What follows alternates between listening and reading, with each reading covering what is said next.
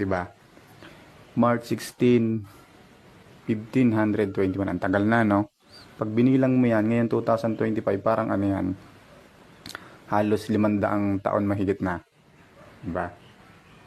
Ulitin natin.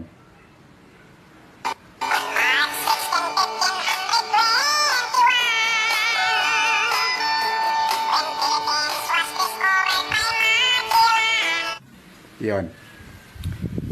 Yung pangalang Pilipinas, ito yung pangalan ng bansa natin ngayon. Ito ay hindi ito yung original na pangalan. Ito ay ayon sa historia, hindi ito ayon sa akin. Nung na-discover ni Magellan tong Pilipinas, March 16, 1521.